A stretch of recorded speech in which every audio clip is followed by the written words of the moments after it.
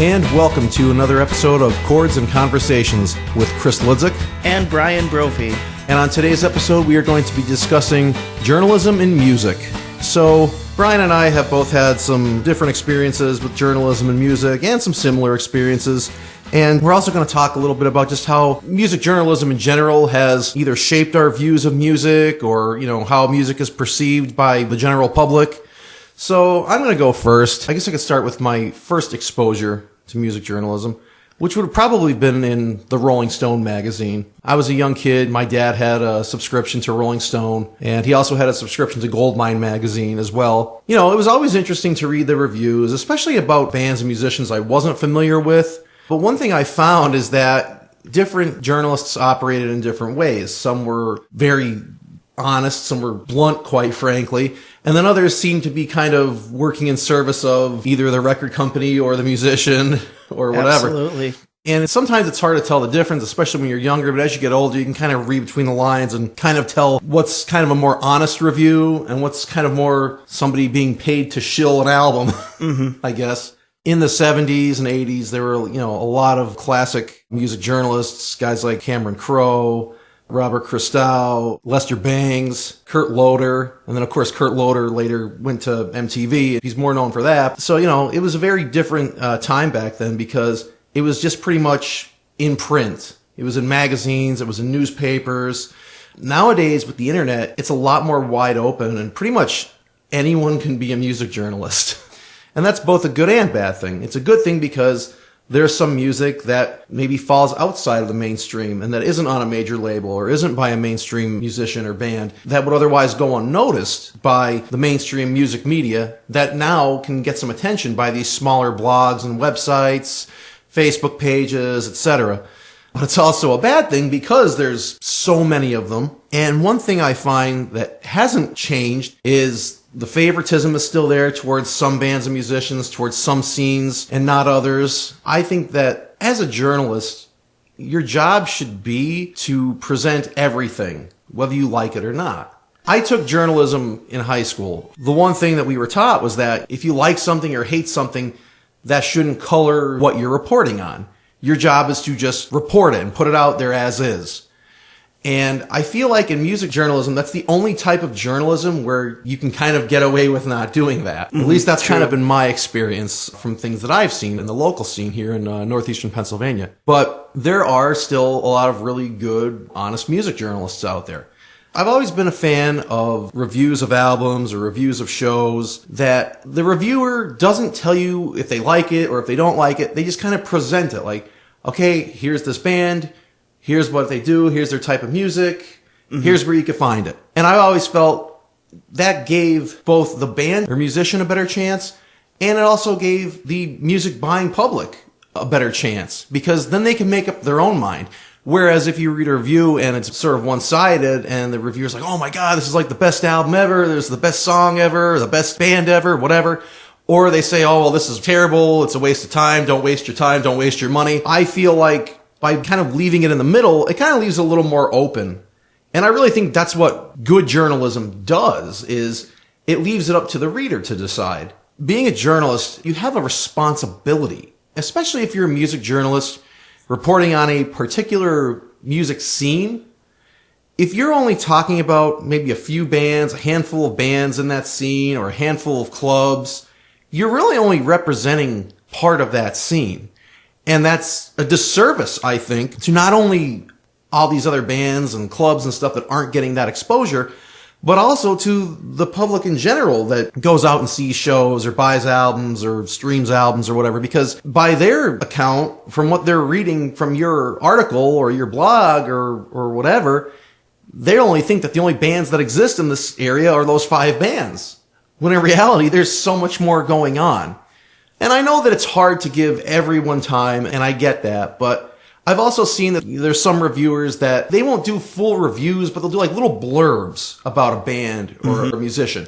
Maybe it's just like a paragraph, like, here's the name of the band, here's their album, or here's where you can buy their stuff, or whatever. Here's where you can check them out. This is the type of music they do. Okay. And I've always felt like at least that's something. You know what I mean? Yeah, definitely. It's just kind of sad when you see the same bands getting review after review over and over and over again. And it's like, okay, everybody knows about these guys. Like, how about somebody else? You know? That's the way I've always felt about it. My personal experiences with music journalism have been kind of mixed, just as my view of music journalism in general is kind of mixed. Like I said, there's some good aspects to it and there's some bad aspects to it. Some of the good aspects that I've experienced are being able to get yourself out there to an audience that maybe you otherwise wouldn't be able to get out there to. So, for instance, my very first album, Yours in Rock, there was a nice write-up done on it by a local music journalist by the name of Alan Stout, who also hosts a radio show on 105 The River here in Northeast Pennsylvania. And it was just a really nice write-up on me. He just kind of asked me about my background, how I got started, who plays on the album, what are the songs about, and hey, here's where he's playing next if you want to go check him out, and oh, here's his website address. But he didn't say anywhere like, I don't like this song, or this song's not as good as this song, or, you know, he left it to the reader. I appreciated that. Now, sometimes there are bad experiences that you have with music journalism, especially in a small area such as where we live. So I have been either misquoted or had things that I've said entirely reconstructed for articles. And I never really understood that, especially if it was a quote that I gave them directly.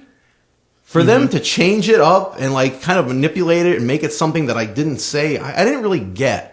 Now, I could see if it was something that I had maybe said to somebody in passing or something like that, or if it was given to these people like second or third hand and they didn't know exactly what I said and they just kind of worded it the way that they thought I might have said it. Then I could see doing that maybe. But even then, in this day and age with the internet and everything, it's not hard to find somebody on Facebook and say, hey, you know, we're using a quote that we got from you and we just want to check and make sure it's right, you know? I don't think that that takes a lot to do that.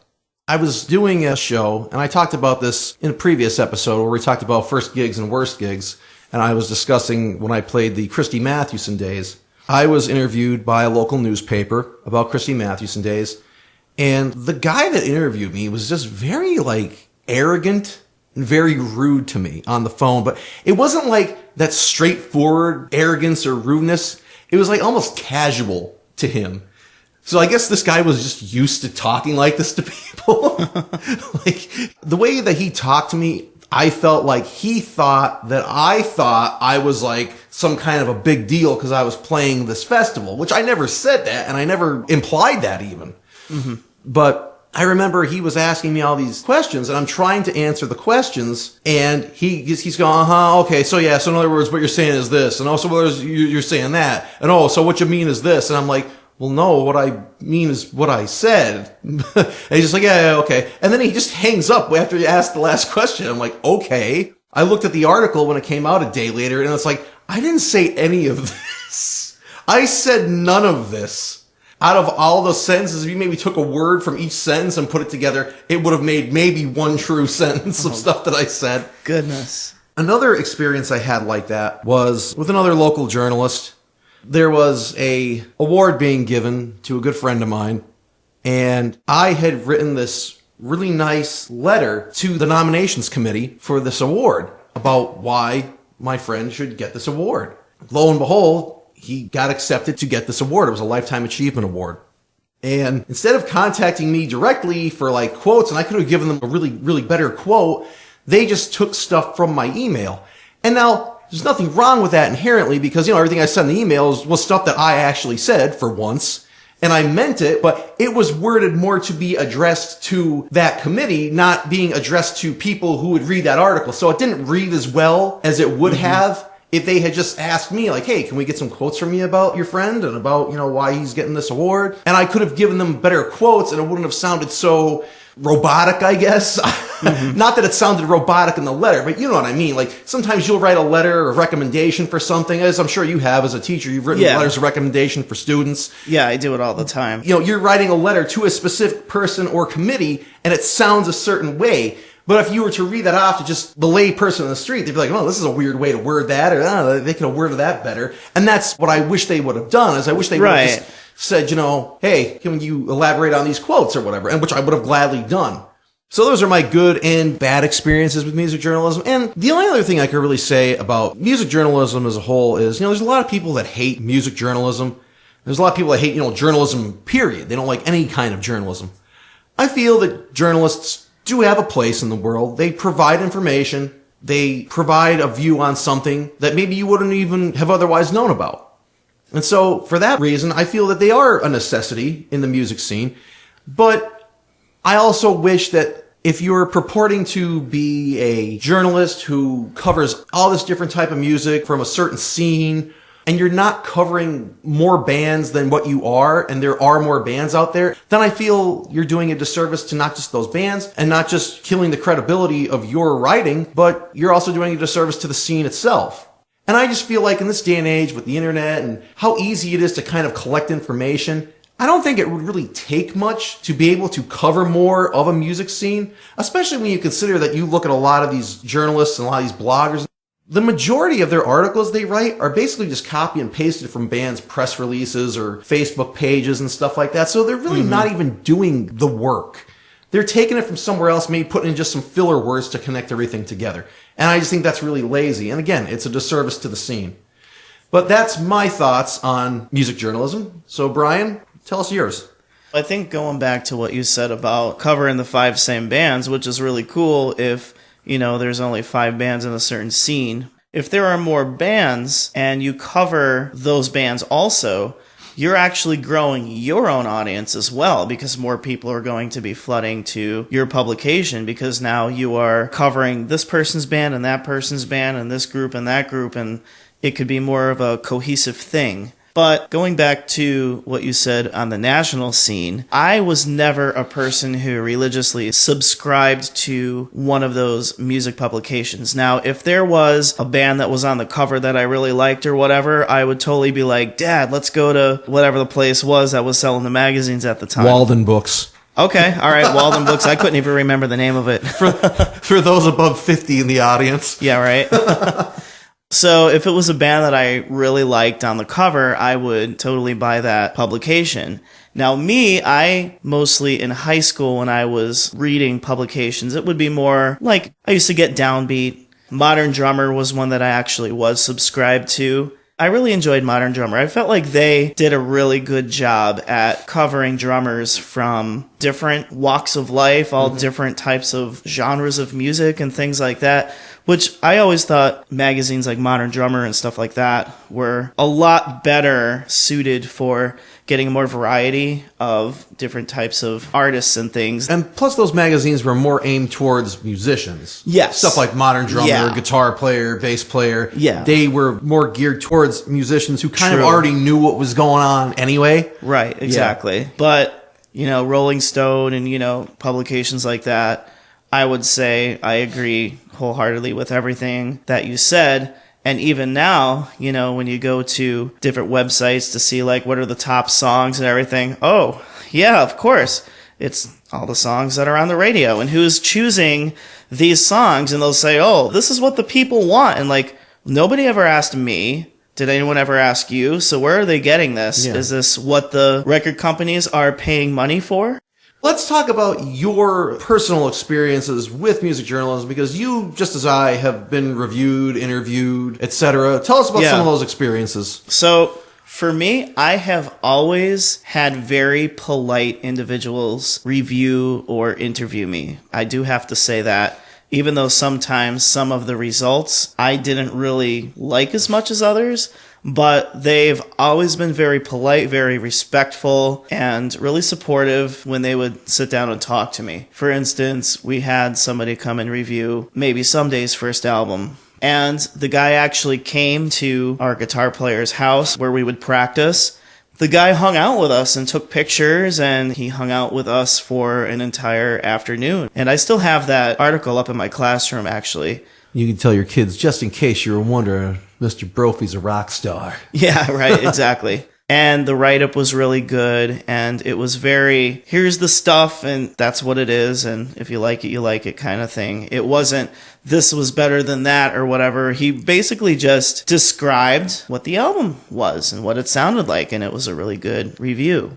I've done email reviews where somebody would ask me a bunch of questions and I would just answer the questions and they'd say thank you and that would be it. And then my quotes, unlike your quotes, would actually be very accurate. Interpreted correctly. Yes, the quotes would be very accurate and spoke to what I wanted to be saying at the time. Now, I did have one where he was all excited to interview me, and for whatever reason, he was very hung up on the fact that I would call my project a project instead of a band. Yeah. So I was trying to explain to him, it started out as a band, but then I ended up just doing it solo, so I play all the instruments, but I still wanted a name for the project because I didn't want to just go by Bryan Brophy.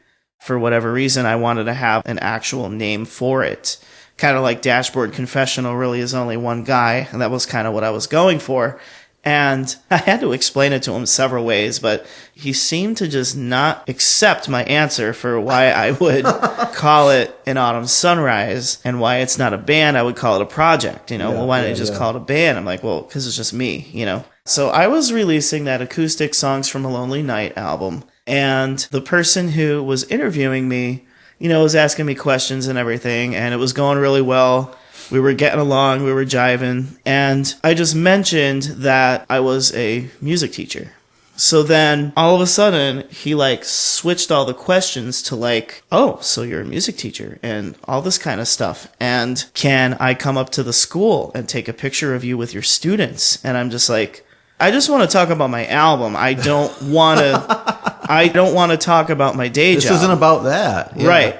And he was very adamant about it. So I said, okay, whatever. So the next day, I told my kids that this guy was going to come up and take pictures of me with my students.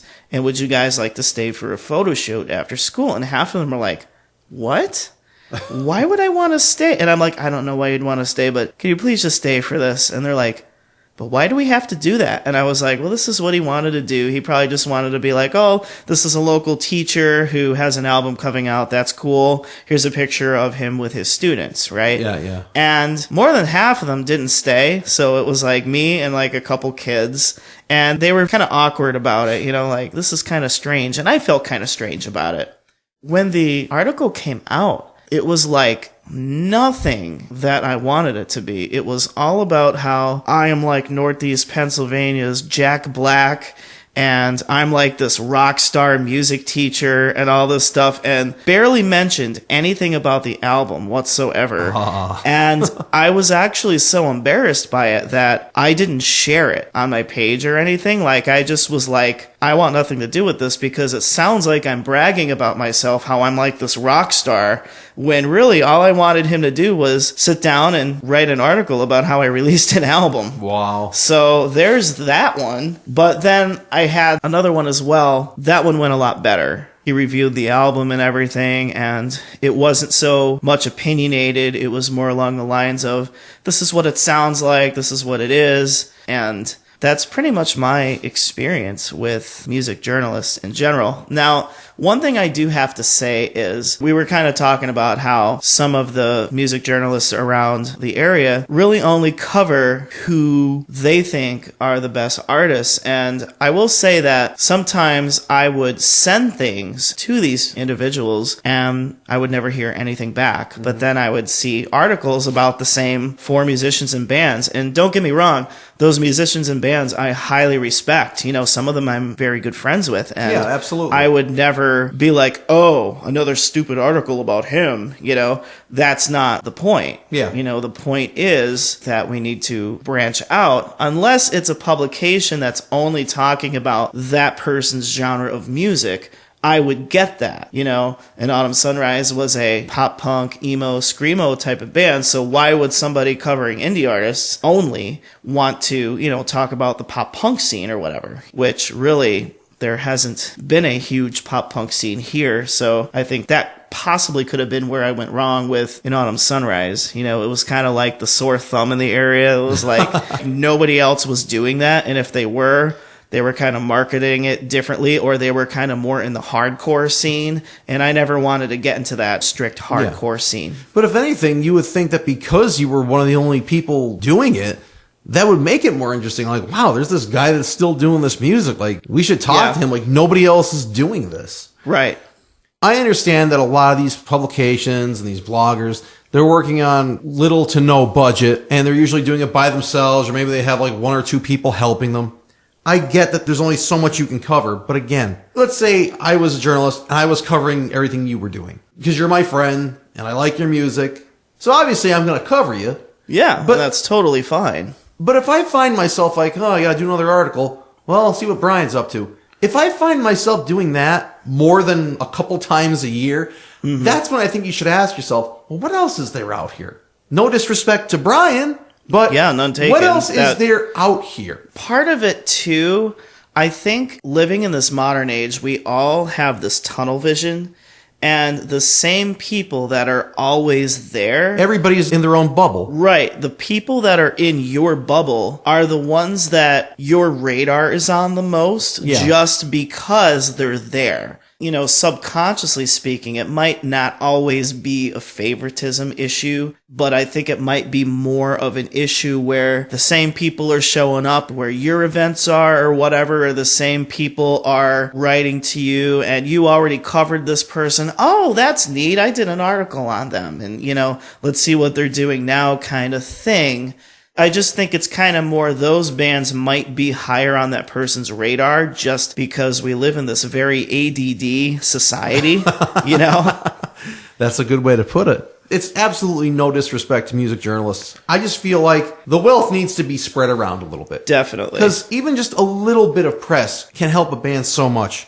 When Alan Stout did that article on my first album, I can't tell you how many people came up to me at shows and at places where I was like, oh, I saw your article in The Weekender. Oh my God, that's cool. You got an album out. And did it equate to more album sales for me? Probably not. But it was nice that I at least got the recognition and there were people that were talking about me and people that saw me. And it helped. It did help. If anything, it boosted my confidence. Right. Because it was my very first album. And it's kind of like a sink or swim situation. You're putting yourself out there for the first time. You don't know how people are going to take to it. So any little boost you can get is immense. So there was a person that I was reaching out to just to get some press, you know, hey, I'm releasing this thing or whatever. And I didn't hear back from them. So I was like, okay, whatever, you know, that's totally fine. And then like maybe a year later, just out of the blue, that person wrote a little blurb about me and how he heard my music or something. And it was just a tiny little blurb.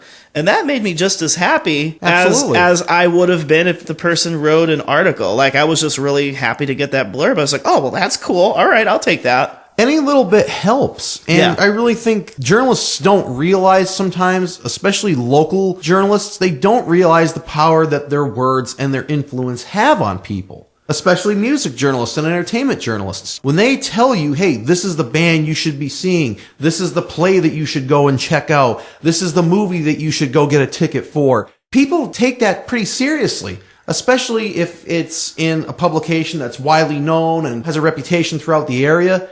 It's not taken lightly. And the bands that want the reviews and want the press, they don't take it lightly either because they know what it could do for them. So it's not like they're goofing off by wanting to get you to interview them or review their album. They want to see what the reach is for their stuff. And I don't think there's anything wrong with that. Most people that read your blog and your website probably don't like just those 5 bands. Maybe they do like all those 5 bands. Maybe they only like a couple of those 5 bands. Maybe they only like one of those 5 bands. But the point is that there's others outside of those that they also like, and they'd also like to see incorporated and see stuff written about and know what they're up to. Sometimes what happens in the music scene too, I've noticed, is a band or a musician will come out and they'll have an album or they'll have some kind of a big show or something and they'll get a little ripe about it. And then you don't hear about them again because nobody writes about them again. And for all you know, they might still be out there doing stuff, but because nothing's being said about it, it's like that whole thing, you know, if a tree falls in the woods, no one's around to hear it, does it make a sound? Well, yeah, it does, but no one's around to hear it, so you're not going to hear it. A couple years ago, I played at the Keys. I remember that one of the musicians posted on her Instagram a little video of me playing the piano and singing a song and said, "An Autumn Sunrise." Somebody later on commented, "That guy's still making music? That's awesome. I'm so glad to see that he's still out there doing his thing." You know what I mean? And it was like, well, because nobody knows. Right, exactly. It might have been somebody that saw the article about your first album or about your acoustic album and then maybe didn't hear anything from you for a while. And then they saw, I was like, oh, wow, that guy's still here. Mm-hmm. That's why I feel that even with its downsides, music journalism still has a place in a local music scene. Journalism still has a place in music. The only other thing I will say is that if you're a band or musician that's reaching out to journalists, I also feel you have a responsibility to the journalists to be professional. Don't just send them an email saying, hey, what's up? Check out my band. Here's a link. Yeah. Write out a really nice bio of your band. Get somebody in your band to do it, or you do it if you're a solo act, or if you aren't good at writing, find somebody that is. Get them to write out a little piece for you. Format it nicely. Make sure everything's worded nicely. Proofread it. Leave your links at the bottom. Keep it short and precise and professional as possible. Because I feel like that's something that's lost in the social media age is nobody is really professional anymore because we live in the age of tweets and sliding into people's DMs and tagging people in posts and all that stuff that we forget it's the music business. Yeah. You might not think asking someone to review your work or come and review one of your shows or do an interview on you is business, but it is business. It's a business for them because it's helping them contribute to their articles or to their bosses, their audiences, their sponsors, whatever and it is. It's contributing to your bottom line because it could potentially make you more album sales, more merch sales, more people coming to your shows, more people streaming your songs. So it is a business. And I think younger people, they want that instant gratification. And listen, I remember typing up on the computer and printing out and mailing out press kits and bios to radio stations and reviewers back in the day. And yeah, I could have emailed it, but I wanted to be a little more professional. And I figured, you know what? It's a lot easier to ignore an email. You just hit delete. And you don't even have to open it up and read it. But it's kind of harder to ignore when you get something in the mail. Yeah, and I think, too, if you are going to reach out via email, don't reach out via your personal email, especially if you have like a goofy email address or something. Because a long time ago, I had an email address, Baloney Bryan. It was a name given to me by a friend in college, and she always used to say, like, you're full of balogna. Even back then when I was young and wet behind the ears in the scene, I would never send somebody an album or a request to do an album from an email address that said Baloney Bryan. Yeah. Make sure that you do have an email address and maybe like a little website or a page, or a SoundCloud or whatever, so that they know that you're being serious instead of just, being a couple kids who, got instruments for Christmas and you made a little mixtape or something and then you're going to send it and be like, hey, check out my, you don't want to do that. I can't tell you how many times I have talked to people at shows and said, do you have a website? Do you have an album out? And they're like, oh no, well, but I've got some covers up on YouTube. And it's like, that's fine. You know what I mean? But I think so does everyone else. Yeah, so does everyone else. And when you're putting together a press kit to potentially be reviewed or interviewed, it's important that you have kind of a good list of everything you've accomplished, releases you've done. Not just, I have some stuff up on YouTube. Because again, everybody has that. So I think it's also the musician's responsibility to not waste the journalist's time as well. But at the same time, for the journalists, I think it's important that, look, if you have no intention of interviewing a band or reviewing somebody's work, it takes a minute, even less than that, to compose an email and say, hey, got your stuff. Sorry, I'm busy. I can't review your stuff. Or, hey, I don't really review this kind of stuff. Sorry. At least then you're not hanging on. And that's one thing I've encountered more than anything in my career is being left to hang on. Like, I wonder if they got it. Did they get it? Did it go through the mail? Did the email delivered? And it would be nice to know because, let's face it, musicians are pretty fragile people as it is. Yeah, we're very sensitive. We're pretty anxious and sensitive people as it is. I'm not offended if somebody doesn't like my music. And that's not the reason that I've ever sent out any of my music to be reviewed or asked for an interview or anything like that. I'm not looking to stroke my ego. I do music because I like it. But I also think that, hey, potentially maybe somebody else will like it. And that's why I send it out to reviewers. That's why I send it out to radio stations. Because I'm thinking, if I can get this out there, maybe there's somebody else out there that likes it. And I think the conduit for that is music journalism. And also, to another extent, radio stations. I still think they're very important, viable ways of getting yourself out there. And again, I think it's something that's lost on the younger generation because we live in a day and age where you could be your own reviewer. You could have your own blog. You can do your own thing. But it's always nice if you can get it out there to something that's already has a dedicated following and has a reputation and has some credibility in your area, because then that kind of tells everyone else, wow, this magazine or this blog, they reviewed this guy. Like, this is serious. Like, let's check this out. And if you're going to put yourself out there as a music blogger or whatever, it doesn't matter if you have all the experience in the world or you're just starting out. You now just put that guru hat on. You know, people are going to trust you in what you have to say. So you have to be very careful. You have to be professional. And you have to be just very wise about how you go about reviewing people and who you review and who you don't review and things like that. The journalists out there, the people that they don't review says as much about them as the people that they do review, I think. True.